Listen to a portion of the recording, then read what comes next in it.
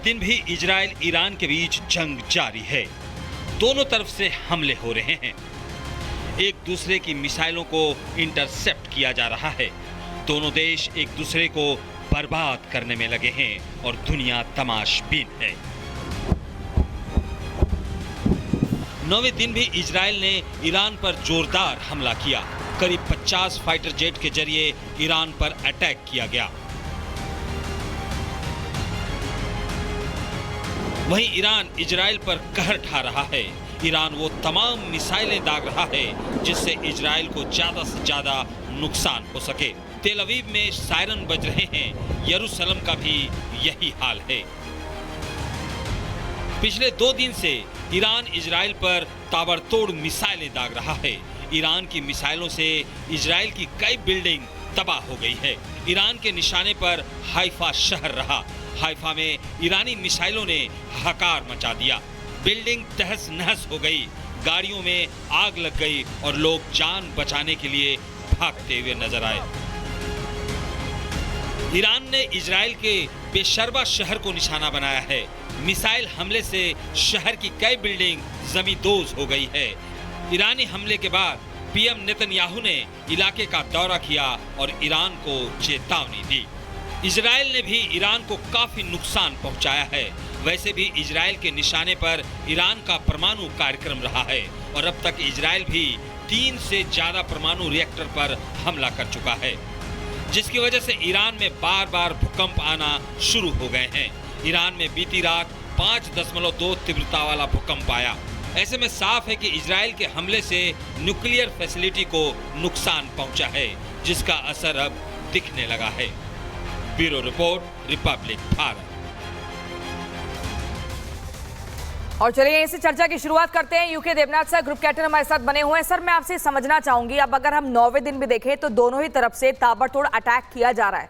हर किसी के जहन में एक ही सवाल है कि जंग अभी कितना और चलेगी। क्या कोई मीडिएशन कराएगा या दोनों में से कोई एक देश झुकेगा और कहेगा कि चलिए आइए हम टेबल पर बात करते हैं। इसमें कोई शक नहीं है कि इजराइल जो है लगातार हमले कर रहा है ईरान के ऊपर, क्योंकि इजराइल के पास जो अस्त्र शस्त्र का भंडार है वो लगातार अमेरिका रिक्यूपरेट कर रहा है। जितने बम इजराइल गिरा देता है ईरान पर, अगले दिन ही उतने ही बम अमेरिका से आ जाते हैं इजराइल में। लेकिन ईरान की एक दुविधा है। ईरान के पास इस युद्ध के शुरुआती दौर में 2000 बैलिस्टिक मिसाइल थे, 1600-1800 किलोमीटर रेंज या उससे ज़्यादा वाले। लेकिन पिछले 7-8-9 दिन के युद्ध में उसने ऑलरेडी उसमें से 800 फायर कर दिए हैं। तो आकलन ये लगाया जा रहा है कि इजराइल के पास अब सिर्फ 1200 बैलिस्टिक मिसाइल बचे हैं जो कि इतने दूर तक जा सकें, इजराइल तक जा सकें। और हम देख रहे हैं कि हर रोज ईरान करीबन 50, किसी दिन 100 बैलिस्टिक मिसाइल्स फायर कर रहा है। तो मेरा आकलन है कि अगले 12 दिन में ईरान के बैलिस्टिक मिसाइल्स का भंडार खत्म हो जाएगा। शायद इसीलिए डोनाल्ड ट्रंप ने बोला है कि वो अब ईरान की तरफ देखेंगे 2 हफ्ते के बाद। और यही कारण है जिसमें कहा जा रहा है सर कि कहीं अमेरिका पीछे तो नहीं हट गया इस जंग से, क्योंकि वो पहले कह रहा था, जो बयान सामने आ रहे थे कि हमने कब्जा कर लिया उसके स्काई पे, ये समर्थन करें, कोई शर्त नहीं रखी जाएगी, और अब कह रहा है कि 2 हफ्ते बाद करेंगे डिसाइड। अमेरिका पीछे नहीं हटा। डोनाल्ड ट्रंप बहुत चतुर हैं। वो चाहते हैं कि बंदूक जो है वो इजराइल के कंधे पर रख कर चलाई जाए। अमेरिका चाहता है कि वो इजराइल को बंदूक देता रहेगा, गोला बारूद मिसाइल अस्त्र शस्त्र देता रहेगा। युद्ध कौन करेगा, खून किसका बहेगा? इजरायलियों का। डोनाल्ड ट्रंप को मालूम है कि अगर उन्होंने इस युद्ध में अमेरिका के लोगों को झोंक दिया तो ये अमेरिका में बहुत ही अनपॉपुलर डिसीजन होगा। एक आइडिया दे देता हूँ, वहाँ चाहे डेमोक्रेटिक गवर्नमेंट हो, डेमोक्रेट्स की पावर हो या रिपब्लिकन्स हो, उभय पक्ष में जो वोटर बेस है वो नहीं चाहता कि अमेरिका किसी दूसरे का युद्ध लड़े और उनके अपने बच्चे, उनके पति, उनके हस्बैंड, उनके भाई बॉडी बैग्स में वापस आ जाएं। वहाँ वोटर बैंक बहुत द्रुत गति से नाराज हो जाता है। सर, आप मुझे बताइए कि फोर्दो की अगर हम बात करें, क्या ईरान की सबसे बड़ी ताकत वही न्यूक्लियर साइट है? क्या आपके पास एक बड़ी खबर आ रही है, पुतिन से मिलने मॉस्को जाएंगे ईरान के विदेश मंत्री।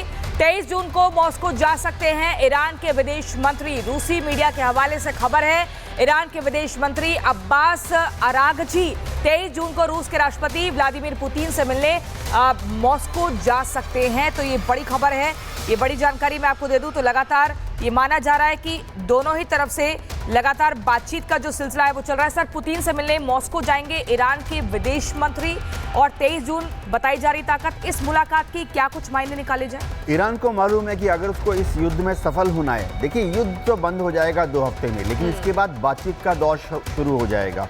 ईरान घुटने नहीं टेकेगा, लेकिन ईरान बातचीत के लिए मजबूर हो जाएगा टेबल पर बैठने के लिए। तो उसमें उसको कौन कौन साथ में चाहिए? अंतर्राष्ट्रीय पटल में बात चली जाएगी यूनाइटेड नेशन में, या दूसरे अंतर्राष्ट्रीय पटल में ईरान को चाहिए कि चीन, नॉर्थ कोरिया, रूस उसके साथ मजबूती से खड़े रहें। ईरान ये भी चाहता है कि दुनिया के कुछ उसके दूसरे जो मित्र देश हैं वो या तो ईरान के साथ खड़े रहें या न्यूट्रल रहें। जैसे कि दुनिया में 56 या 57 मुस्लिम देश हैं, OIC के देश हैं, अरब लीग के देश हैं। तो ईरान बहुत द्रुत गति से डिप्लोमेटिक एक्शन ले रहा है, अपने डेलीगेशंस को पूरी दुनिया में भेज रहा है, ताकि जब बातचीत आगे बढ़े तो दुनिया के देश या तो ईरान के साथ खड़े रहें या कम से कम न्यूट्रल रहें। क्योंकि ईरान को मालूम है कि उसको बार बार एक ही चीज़ दोहराना है कि उसके पास एटम बॉम्ब नहीं है, एटम बॉम्ब नहीं है। अब इससे फ़र्क किसको पड़ेगा? इससे फ़र्क पड़ेगा IAEA का जो असेसमेंट है, इंटरनेशनल एटॉमिक एनर्जी एजेंसी जब अपनी रिपोर्ट देगी भविष्य में, तो उसके जो मेंबर कंट्रीज हैं, 1-2 मेंबर कंट्रीज को बोलना पड़ेगा हाँ ईरान के पास बॉम्ब नहीं है, नहीं बना रहा है।